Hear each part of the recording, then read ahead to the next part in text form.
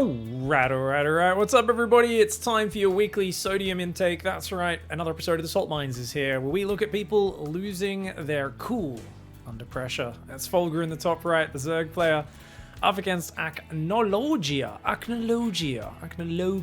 Not really sure what that means. Is it someone who is a professional studier of acne, perhaps? Or just a made-up word? Not quite sure. It's a Terran versus Zerg, though. So it should be a good match, and of course it's good to be back into the new season of the Salt Mines. Last week we found out a couple of things. Basically, if your opponent beats you, then they're definitely smurfing, and hiding buildings to then waste their time counts as a win. And it means you're a good person because you're also stopping them from smurfing other people, even though you haven't checked the replay to confirm whether or not they're a smurf yet. Logic. Also, I think my biggest takeaway from last week is if anyone beats you at StarCraft, they're a tryhard. So that's something we should always remember. And this is something that really has, tested true over the years. I feel like the first time I probably heard this was beating someone at like a sport or a game when I was like 7 years old. Someone would be like, oh, you just try hard. And it happened with pretty much everything, but especially it would happen with like video games, right? Where people would be like, well, the only reason you're better than me is because you try hard at the video game, and therefore you don't have friends in a social life. It's one of those things that I've enjoyed kind of tasting over time, because I always like that excuse that like, well, you put more effort into this thing and therefore that's why you beat me. And I feel like people who say that are like so close to touching on this beautiful point of wisdom that might teach them something about, improving and becoming a more successful human in life. But it slips just past them. And they go, yeah, you try hard, you got better, therefore you beat me, therefore it doesn't count. And I think everything's right except the conclusion. But anyway, that's not to say that's what this episode will be about. We've got fresh replays, fresh games, and it's cool to see, the new patch as well. We're getting new replays in all the time. This one's on Ancient Cistern. Cistern is a vessel that holds water, that part on the top of the toilet that holds the water for the flushing, that's a cistern. Apparently this entire map, bit of a cistern as well. Now this is a 2 barracks factory opening. Is this a 1 base stim push, but they've forgotten their second depot. Acnologia, this build sucks, dude. Is busy microing an SCV to try to block the third while not starting a depot. Okay, a depot finally starts. Getting the block would be good. Oh, nice extractor trick, though, for Folger to save that. If he could pop out and build that hatchery quickly while the Reaper's occupied, would be good. Oh, the Ling's going after the Reaper rather than the SCV. It might work out. Acnologia is not looking. Ooh, okay, SCV goes down. Reaper's still alive, but Reaper's very weak. Now, he could cancel and build that hatchery. Be very hard for Acnologia to actually do it, but Acnologia wins the fight, but is floating 600 minerals behind it. And only now starts a command center. Depots on the low ground and a Hellion. The drone does cancel the extractor, gets on out of there. I have no idea who's going to rage in this game, because Acnologia is like doing stuff that could tilt an opponent, right? But is doing it so poorly with the macro behind it that is going to find themselves in a really bad position, even despite distracting the opponent, unless Folger falls apart completely. Which, to be fair, Baneley Nest is going down. Folger might just reactively Bane Bust, which against someone building Hellions, even one at a time, is going to be a struggle. Reaper can come into that main base. He's going to actually see the Baneling Nest. Ooh, good scout there. Acnologia looks like he's going to sacrifice the Reaper to grab a drone kill. Oh, no! Oh, gets it! But does go down on the way out. A little bit sloppy on the micro. Behind this looks like Stim is on the way. The factory definitely would hesitate to call this a build order from Acnologia, but they've got a ton of APM. Seems like someone who's just kind of clicking things at somewhat random. Because, yeah, building a starport now, factory's building a tech lab. So it looks like marine tank focus, but a bit of a weird way of getting there. Folger, now having that third coming up, should be able to recover economically and is floating a bit of money. So probably should go for a quick 4th base or something like that here. But we'll see if we can get on top of it in the next minute or two. I like the Overlord positioning. One on the bottom's going to come in for a scout. The other one's sitting up on this pillar above the natural. I know some players have been complaining about there not being pillars sitting right above the entrance, but you still get very good, safe Overlord spots nearby.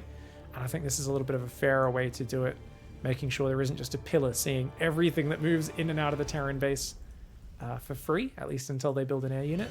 Overlord does come into the main. Looks like a few Marines will deal with that. There's a lot of bio tank coming out. This could be a scary push materializing across the map in the near future. And there we go. The Marines take out the Overlord. 2 orbitals are now up, so Terran's in a pretty decent position with a wall off. Zerg player up on 38 drones. Folger's doing what they can. All right, this one's pretty chill, guys. I'd guess this one in at about, I don't know, Platinum 1, something like that. Would just be me raw guess off the top of my head. Somewhere in the middle ranges of the ladder, maybe middle, slightly on the upper echelon of the, you know, the top 50% of the player base. But hard to say exactly because there hasn't been that much interaction just yet. Looks like Carapace is going to come in. Folger's going to go for gas, so I think we might see Muta, Zergling, Baneling. Always a pretty solid comp first Marines. And is that a drop? Oh, a 7 Marine drop with Stim going across the map. Just taking a very long route all the way up here before heading to the right. That's going to be all right. A Viking comes in behind this. No add-on on that starport. Third command center and a third barracks. Yeah, Acknowledger is basically lacking any of the set macro pieces that you can tell make someone a studier of builds and a copier of optimized pro builds. So for instance, you'll always see people go like second and third barracks at the same time. 2 engineering bays, and then they all grab 2 gases. Instead, it's like, here's a starport, build 1 medevac, build 1 Viking, then maybe think about building a reactor, but you can tell it's it's haphazard, it's made up on the fly.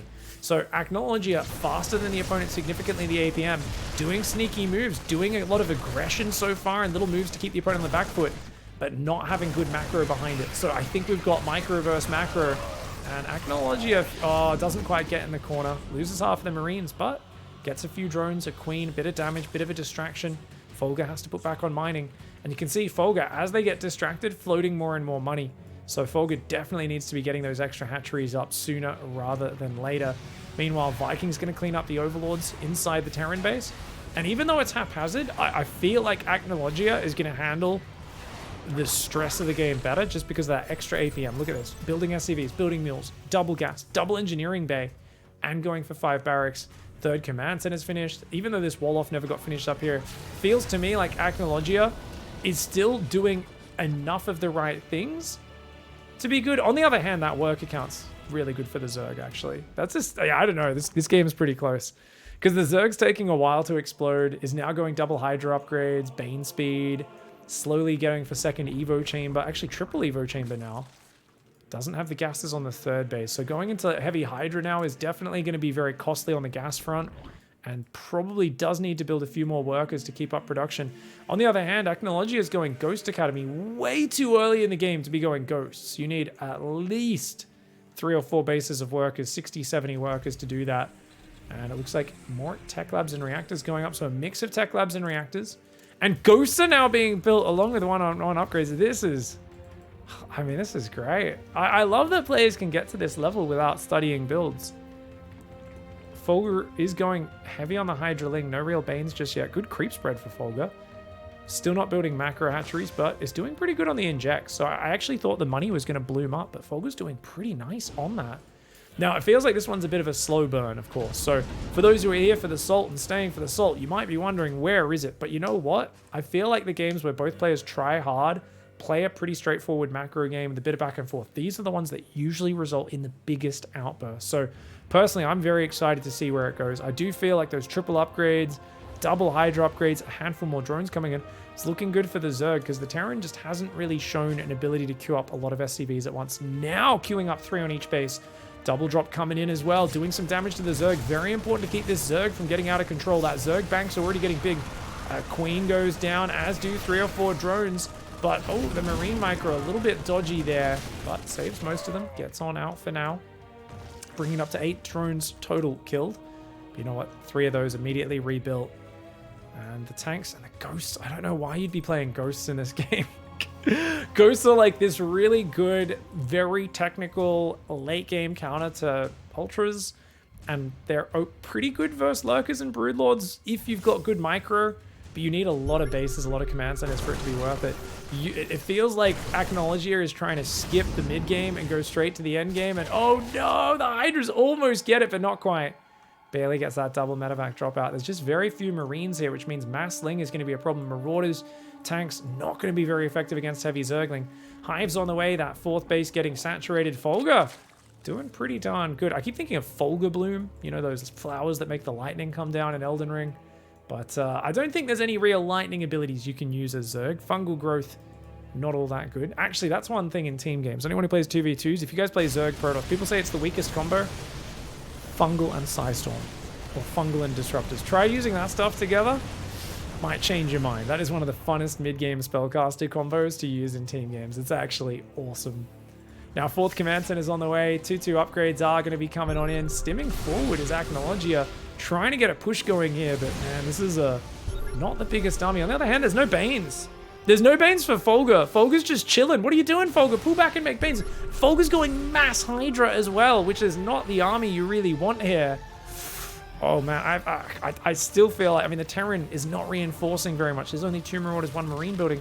But the Zerg is like, I'm going to make 9 Banelings after thinking about it. Oh no, and attacking around a corner. Get out of there, Folger. This is the worst possible fight Folger could have taken. Oh my god. Never attack around a corner. Don't fight here. Oh god. This is such a bad area. Folger standing and fighting in the midst of a terrible position. Oh no, the tanks are slaughtering Folger. Throwing away a giant army. That was a terrible fight. Should have moved down and around and moved down into this area and thrust forward. Or moved the army around the left and come from that top left side. But now losing a base, and Acnologia luckily has no rally. Acnologia now floating a ton of money. But, so can't really follow up on it. But Folger is going mass Hydras. Way too many Hydras. With a Hydraling Bane army, you never want more than 10 to 12 Hydras with any one army. So if you go above that, you want to split your army into 2 halves and sandwich your opponent. So mass Hydraling really isn't cutting it. There's still no Banes to roll in here. Gonna try and take this army on. I don't think there's enough numbers. Moves in for the surround, but there aren't really enough lings for that. The one Baneling gets a pretty good hit. And it looks like Acnologia not confident in fighting. I think Acnologia had the stronger army. In fact, I'm sure Acnologia has the stronger army. But the classic panicking and picking up and running away from a fight that you're winning.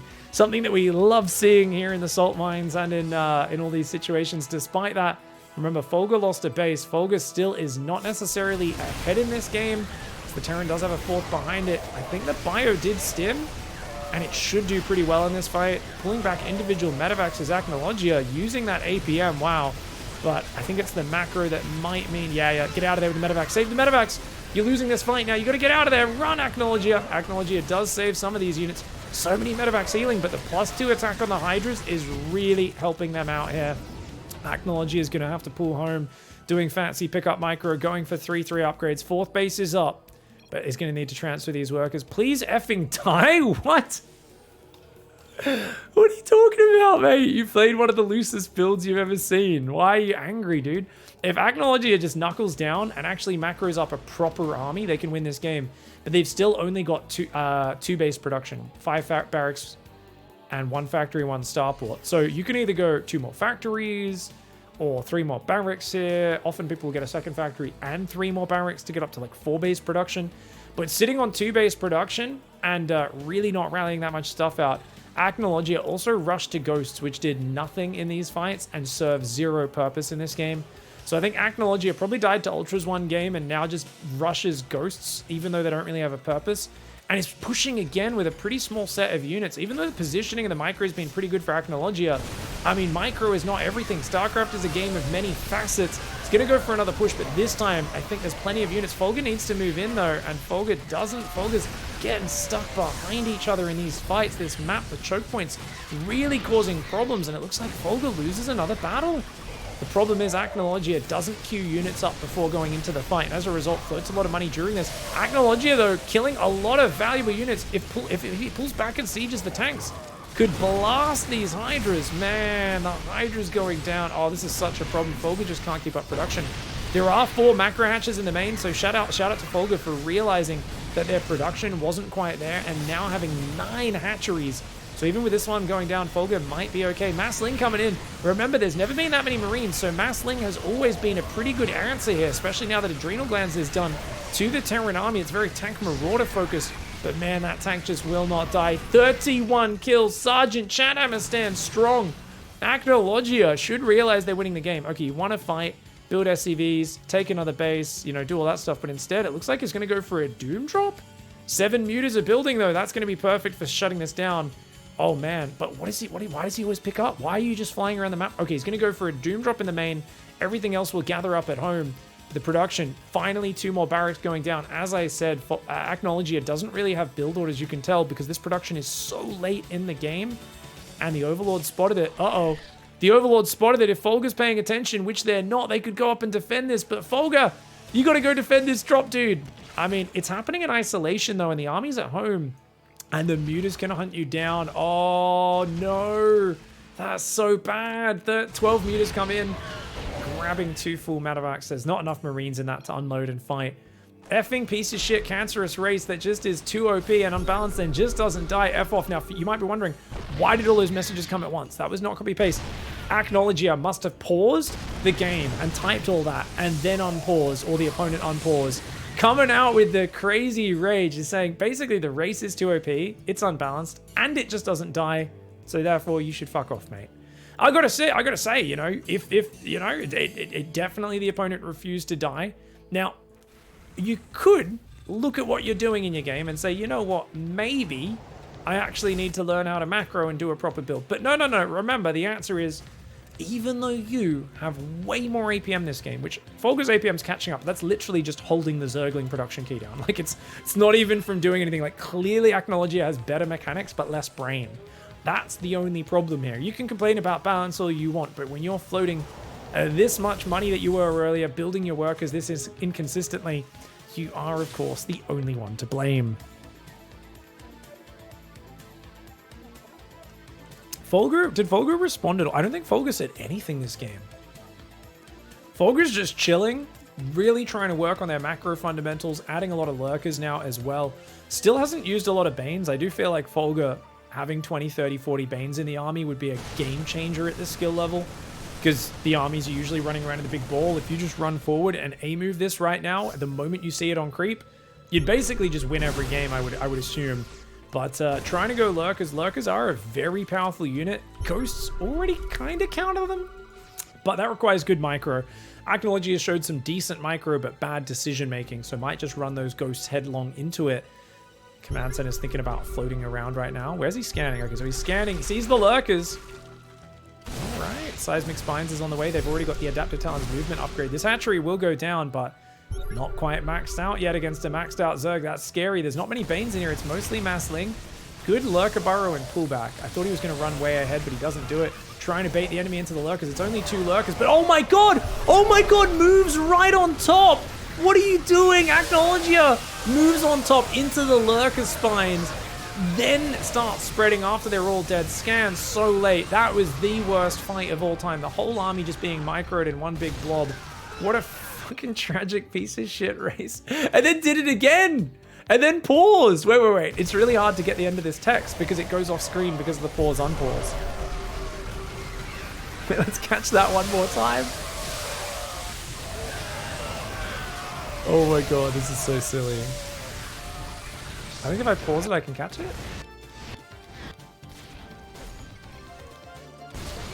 What a fucking tragic piece of shit race. Crazy. Why? You don't deserve to win. Leave right now. Why don't I deserve to win? Leave, I said. You effing slave. I said leave. Make me suck my dick. Wait. Okay, so there's a bunch of chat we missed, guys. During the pause, I think Folger had a bit of a chat with him. Let's go out to the chat log and take a look at it. All right, guys, so we've loaded it into SC2 replay stats to see the entire chat log there. Acknowledgia, the last thing we saw was crazy. So then Acknowledgia follows up with, I spit on your whole effing family tree?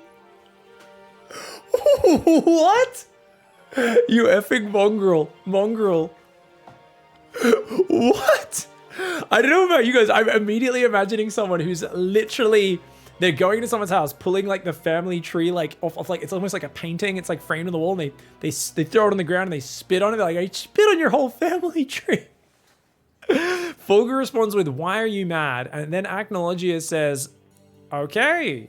Starts to bring out the racism using full stops in between letters to get around obviously the automatic censorship in game. Starts calling him a slave. You don't deserve to win games. You're doing nothing the whole game. Just leave. You effing slave. Folger's like, why not? Acknowledgia says, you don't deserve to win. Leave right now. Why don't I deserve to win? Acknowledgia says, leave, I said. You effing slave. I said leave. Folger's like, make me, mate. Acknowledgia says, suck my dick. And that's the end of it. All right. Acknowledgia, you could see there going from being what I thought was just an angry human, more and more in my mind, morphing into just an angry little dog just yapping madly and saying more and more insane shit. All right, let's go straight into the next game while we discuss that travesty of set of insults in the last one. Tier with the good luck, have fun in the bottom left. And good luck, have fun in the top right. This one's starting off Manid. Raw doggy dog. The Protoss player. So Protoss versus Terran. Now, I mean, sometimes people do get angry at me. They say, Pig, why aren't you more mad? And you know, really just talking about why these sorts of insults, when people get racist or homophobic, are unacceptable. And I think it's because it kind of is a given. Number one, that these things are unacceptable and shit things to say. But I also think, rather than getting angry about it, I think you got to remember, I've been gaming, you know, my whole life and online gaming since a very young age, and I really do understand it on a pretty deep level. I would hazard a guess. I would go and say that. And I think what people don't realize is when someone says something like that in text, if you're not used to it, it really has a sense of authority because it's written down in writing, and especially if you grew up with newspapers and if anything written down in a book, it meant it had authority and came from a real thing where you've got to pay attention to that. But remember, this is the age of social media, the age of video games. And if someone says some crazy inane stuff, I really, like in that last game, all I see is just a little dog barking angrily. You know, just being like, oh, you, and they just start trying to look for the most hateful words they can find and just trying to throw them out there to get a reaction. And the thing is, all they're looking, it's their own insecurity and fear reflected. Anyone, you guys ever watch that Caesar Milan dog trainer guy? You know, I always think of him when he's got some aggro dog, and he's just like, oi, buddy, like, calm the heck down. You're being an idiot. And, you know, I'm not saying, you know, there is, obviously they're not abused dogs people on the ladder necessarily, though this player is raw doggy dog, so we'll see. But I just kind of say, like, there's no reason giving it any more credence than you would to a crazy person on the street who just starts shouting obscenities at you. You know, I think a lot of people see someone on the street not wearing pants, calling them racist words, and they just kind of dismiss it. And they see someone in a video game say something racist, and they're like, oh, that has more weight to it. It's like, no, it doesn't have more weight. They're just as much of an idiot and an embarrassment to themselves as anybody else you'd see on the subway saying crazy racist things or anything like that. So I would say the best thing we can do is kind of just shake our head in disappointment and go, wow, you're a bit of a sad puppy, aren't you? You know, don't get too affected by it, because these people really are just wanting to spread their own bad mood around. Best antidote to that is just not giving an F, having a quick little laugh at them and then moving on. Obviously, if we go back to the core of the argument, it was your race is imbalanced in that last game. You know, you didn't deserve the win because your race is imbalanced and just wouldn't die. But I think we could really see the way the Terran player was just kind of staring at the fights. And, like, I feel like last week, actually, as well, in Salt Mines, the players who got angry were the ones who were just staring at the fights. And you can tell they're already, I think, in a heightened state of awareness where they've got too much adrenaline running through their bodies. And they're, like, so panicked about what can happen in the game. They're not just like, just focus on play the game, have fun doing it, roll with the punches, and you'll have such a better time. I really think that's like kind of words to live by. You guys will hear me on my stream when I'm playing and I'm like, oh my god, I'm getting way too excited. I've got to remember to breathe. I'll say that to myself, where I'm like, I just got to remember to take a few deep breaths. You know, if you're constantly worried and you're in this like heightened state of awareness, everything makes you angry and upset. You're just so emotional.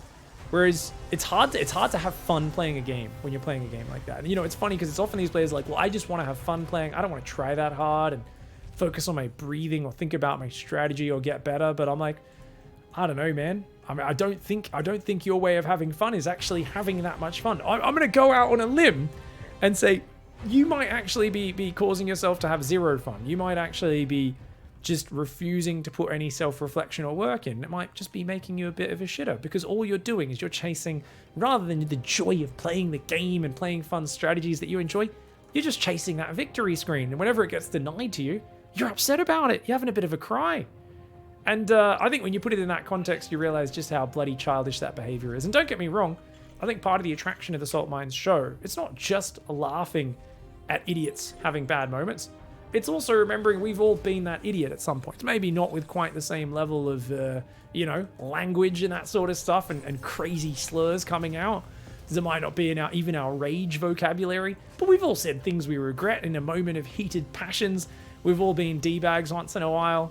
And it's kind of, I think, a good reminder for all of us. The next time you're feeling your emotions run hot, do you, hopefully you have that rare moment of self-awareness where you can kind of see yourself in an episode of the Salt Mines being cast and going, your race is unfair, and you are an underhuman, and then just before you hit enter, you think, wait a second, oh God, what would I think if I was watching myself doing this right now with maybe someone commentating it on YouTube?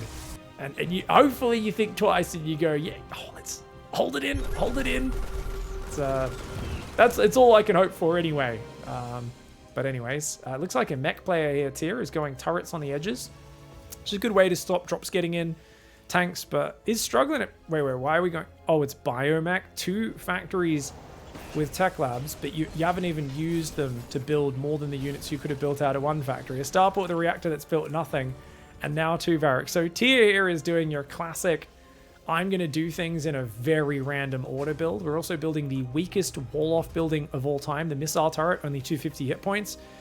This here is a very special strategy. I'm going to get all the mech infrastructure and then spend all my money on bio upgrades. Oh me, oh my. Silver League Terran strategies coming in here for Tier. But the APM and the level of spending makes me think it's much higher than silver. This has got to be... Can this be diamond? I think it's plat. There's been pretty low interaction, but it's looking like a plat game. Looks like on the other side, Sentry, Colossus, Stalkers, a few Zealots. Not a bad setup for Raw Doggy Dog. Raw Doggy Dog's ahead on the economy as well. I think Doggy's winning this game. Also has a scouting probe out there. So yeah, I think Doggy's in a good spot. Because there's going to be a lot of tanks though. Probably wants to build either Immortals or Disruptors after the first 2 Colossus. And getting Charge and Archons would be massive. Already an Archon in there. But I think Doggy Dog forgot Charge. Maybe blazing a bit too much of that 420. Bit too much of the Devil's Cabbage before queuing into this ladder game. That always can affect you. Remember, they both said good luck, have fun.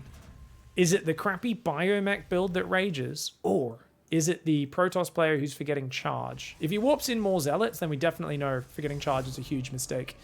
If it's just Archon, Colossus, Stalker, Sentry, it's not as big a deal. But I mean, you got to spend your minerals somewhere. And there we go, more Zealots swapping in. Oh no. Getting Charge, a bit of a bummer. Raw Doggy Dog scouting though. I'm actually pretty impressed with Doggy Dog's overall kind of presence. Whereas I don't think Tier scouted, right? Tier, okay, it looks like an SCV earlier maybe, but nothing else. Oh, actually it was a Reaper, wasn't it? No, it wasn't a Reaper. Just something went down though. Hallucinated Phoenix is going to come in.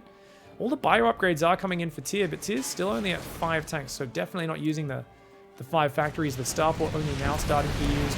Missile turrets shooting that Hallucinated Phoenix down. And the Warp Prism is halfway done. More pylons building. Doggy Dog's in a way better position. 9 gateways. You got the Warp Prism coming out. If you could just get Charge, that's the... you get Charge, and the moment the Terran comes out, you're making army off 3 base. They're on 2 base. They've only got 2 barracks, which means they can't build a very big Marine force. They would not be able to deal with Charge Zealots, but there's 20 Zealots now and still no Charge. Oh my god, your Zealots don't have shoes, Doggy Dog. I still think Doggy Dog can just A-move and win the game, though. A lot of the Zealots are very spread out. Doggy Dog not using any army groups except for the Prism. No army groups for Tier either. Both state players moving past each other. I mean, this looks like an easy win for Doggy Dog, I gotta say. And a scan goes forward there. Sees no third in that position. Oh my god, more Archons and Zealots are morphing. Still no Charge. So many Zealots. 24 slow Zealots. Is this gonna be a base trade? Recall's available. And I do think... Okay, maybe... Raw Doggy Dog not moving in decisively. Doesn't realize the army's not there. Oh, this is actually going to do better for Tier than it is for Doggy Dog if Tier... Okay, Tier's going to siege very slowly, though. Whereas... Oh, Observer does go down, but these units can just move in and win. Now, if Tier raises the depots, sieges tanks and libs on the high ground, might kill a lot of the army if Doggy Dog doesn't micro up the ramp. On the other hand, this is doing no damage yet, and already the natural's been removed. Doggy Dog is so far out. I mean, Doggy Dog could just recall home, defend 3 bases, and be good. He's clicking on the starport, though. Oh, clicking on the starport. That's going to be a mistake. You got to click on the depot, buddy. The Colossus are trying to shoot the tanks. The Zealots will get in, but a lot of these... Yeah, I mean, a lot more Protoss died than it should have. The Archons... Oh, the Archons are dying to the Libs? Oh my god, does that Archon die to the Lib as well? If it does, there's nothing left that shoots up. The Archon goes down, that Lib's still there. A single Lib's killing everything. Meanwhile, slow Zealots plus battery overcharge are being dealt with by stim drops. Looks like the stim drop wins that fight. Liberator's killing the natural. Dude, I can't believe this Liberator. just killed 7 units, and then Protoss units. All the Archons went down. You could still recall and defend at any moment. Could Raw Doggy Dog warp in some Stalkers here? Raw Doggy's losing the entire economy right now. Okay, the recall's going to come in on the 3rd base. They can go clear up the tanks, but the tanks are in a kind of hard position to get to. The main, the natural's getting taken out. Remember, still no charge. Charge now starts up. Raw Doggy Dog realizing 10 minutes into the game, how did you not realize your army was based entirely off Zealots and they're moving so slow all game, mate? The Zealot Colossus are derping around. That Colossus gets blasted. It's mass slow Zealots. You're kidding me. And he's only making Archons. I think those Archons are going to morph in range of that, maybe. Okay, they'll finally deal with the lid, but look at that. Just picks up, moves away. Now, Tyr has no economy, whereas Doggy Dog does. So Doggy Dog could absolutely rebuild the economy with this mineral bank and do all right. The tanks are going to kill the Archon. The Archon! The Liberator gets away, and look at these tanks. And it looks like Doggy Dog is just brain derping right now. Just literally needs to move the units over here and then move up and win and clear this out. Because the Marines are in the main, Doggy Dog's stressing out. Feels like he needs to defend right here, when that's not the case at all. Oh my god, slow Zealots! Oh my god, slow Zealots! I mean, the thing is, Raw Doggy Dog just played a better macro game into forgetting charge and using the army terribly in the moment of panic and crisis. It is what it is, but I gotta say, hats off to Tyr for setting up the position, using the lib, using the marine drops the way they have. This army is gonna come around that left side and finally clear this up. Look at that, look how quickly the tanks die to charge Zealots, man. But the Archon, get the Archon out of there, that's your only unit that shoots up. Oh, the tanks survive, you're kidding me! Doggy Dog. Oh man, what a throw this game was. Just for getting charged and taking some god-awful engagements. Could have just recalled wartime for charge easily at any point in that. But Tyr with the positioning. The tanks on that ledge are very good here on Waterfall. Tank's going to move up to the high ground. The Marines are getting overwhelmed. Uh-oh. They're going to drop and try to deal with those Zealots. Oh, tried it. Yep, there we go. Avoids the splash damage. Oh, warping in tank range. That's not very smart. And those Zealots get gunned down. That's going to be that. Doggy Dog ain't got nothing left, and he's going to... Oh, here comes the vitriol. Fuck you. And goes for the fag insult. Okay, wow, that's old school. Going for the homophobia abbreviation, the homophobia light. Pretty standard. About 15 years ago, I would say, on the internet. Pretty rare these days. LOL, slow Zealot, says Tyr. Tyr pointing out, dude, you did have nice slow Zealots. I've never slaughtered so many Zealots for free. I forgot charge, says Raw Doggy Dog. Tyr's like, yeah, no shit, dude. It fucking lost me the game, says Raw Doggy Dog. Yes, it did. I think Tyr's very happy about that. Now, Tyr's not really been dropping mules, has max energy on a bunch of orbitals and isn't using them. And oh no, the Zealots are going to clean up the tanks? Or are they? No, only one tank goes down.